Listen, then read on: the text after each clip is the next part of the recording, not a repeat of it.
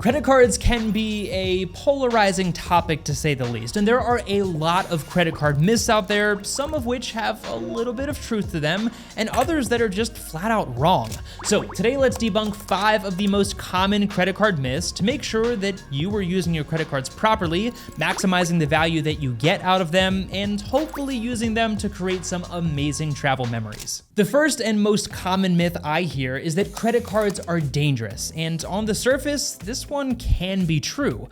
Credit cards can be dangerous if misused in the same way that a car can be dangerous if misused, but that doesn't mean that we all suddenly decide to walk everywhere. Now, obviously, that's not a great comparison because percentage-wise, things are pretty bleak for most credit card users, with $1.2 trillion of credit card debt in the US alone, and the simple fact is that most people don't use their credit cards correctly. So our goal is to show you how to use them responsibly so that you can come out ahead. And there's 2 simple rules that I've personally followed over the years that have kept me from paying a single penny in interest on any credit card, despite having dozens of them in my wallet. Rule number 1 is to only spend money that I actually have in my bank account and would already be spending anyway. Sort of a 2-part rule, but that second part is where a lot of people slip up, and I've personally caught myself justifying a purchase just so that I could hit the spending requirement to earn a sign-up bonus. And trust me,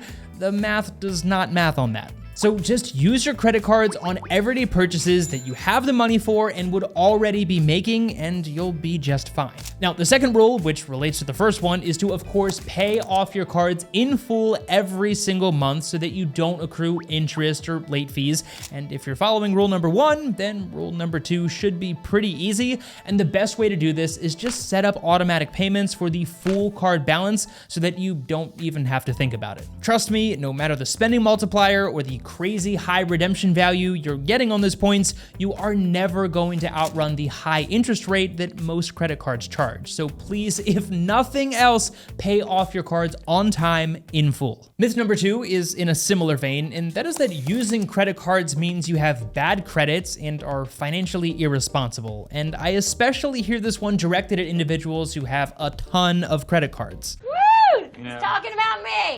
Again, is this true for some people? Sure. Is it true for everyone? Absolutely not. I personally use credit cards for everything. I have dozens of them in my wallet, yet I have never paid a penny in interest to any credit card company. I have 0 debt of any kind to my name and a credit score in the high 700s. And I say all of that not to be boastful, but to prove to you that you can both use credit cards and be financially healthy. I've also found that, again, if used properly, credit cards are one of the easiest ways to build a good credit score. Plus, if you've got a good budget, then the myth that you'll spend more money because you use a credit card doesn't apply either, because Aaron and I just stick to our budget for each category every month, regardless of whether we're paying cash or using a debit card or a credit card. Myth number 3 is one that I love to debunk, and that is that using credit cards and miles and points is just too complicated and isn't worth the time. And this one definitely falls in the category of completely false. Can miles and points get really complicated and confusing? Of course, and sometimes we delve into those more complex topics here on Daily Drop. But for a majority of people, miles and points is really as simple as earning points on your everyday spending and redeeming them for free travel. And one of my favorite things about miles and points as a whole is that it's a very natural progression from simple strategies to more complex ones. You might start by earning some points on a card and redeeming them directly through the card provider's travel portal. Then the next time, maybe you learned about transfer partners, so now you add one more step to transfer those points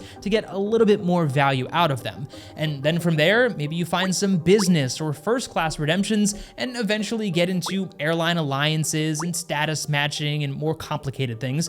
But you could honestly never get into that stuff and still get plenty of value out of your miles and points. Shameless plug here, but Daily Drop Pro makes it so fast and easy to find the best award seats, and we'll walk you through step by step exactly how to do this. So the argument that it's too time-consuming assuming is also just completely false, because with a few hours of effort, that could save you thousands and thousands of dollars, and unless your hourly rate is absolutely insane, I think we can all agree that that is time well spent. Now, I'm definitely more on the extreme side of things, but personally, I've redeemed miles and points for hundreds of thousands of dollars worth of free travel, and in many cases was able to experience things that I otherwise would not be able to afford. So for me, it is well worth it, and again, it doesn't need to be that complicated. Earn points, transfer points, redeem points.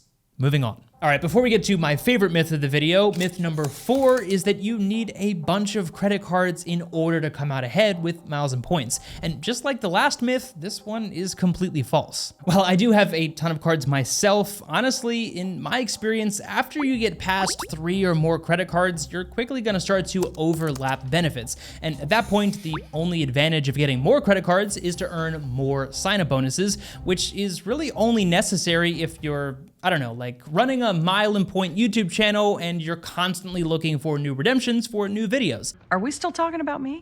But for most users who are looking to get 1 or 2 free trips a year, then a 2 to 3 card setup where you're slowly raking in points on everyday spending is more than enough to save yourself some serious cash on that next trip. You don't need a binder of credit cards, just occasionally look for the best welcome offers, take advantage of the ones that make the most sense for you, and you should be able to accrue plenty of points to save yourself some money. And lastly, myth number 5, which might be the most valid argument, is that using miles and points is somehow unethical. If you're not familiar with this popular argument, it basically claims that those who are in credit card debt, paying tons of interest, are actually the ones who are footing the bill for those free flights and hotels for other users. And I understand the basis of this argument because obviously banks are not giving out free trips out of the kindness of their heart. The money has to come from somewhere, and a large source of that revenue is certainly interest payments, and to claim otherwise simply ignores the data. So on the surface, myth confirmed, I guess, but it doesn't tell the whole story.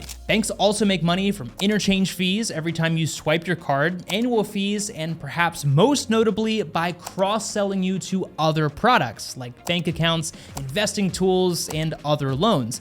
And they'll earn a lot more money in interest from your mortgage payment, for example, than they will from the interest on the Starbucks you put on your credit card. And unless you're trading gold coins for a basket of strawberries at the market, or you're starring in the latest season of The Last Frontier, it's gonna be very hard to completely opt out of our modern financial system. But let me know what you think of this myth down in the comment section, because like I said, it is the most valid of any argument I hear, but I still don't think it shows the whole picture. If you're following those rules that we've talked about and using your cards responsibly, there's a lot of upside to be had here. So check out the links below to Daily Drop Pro, which can help you find the best mile and point bookings quickly, but also the best cash deals as well. And as always, thank you so much for watching, and we'll see you in the next video.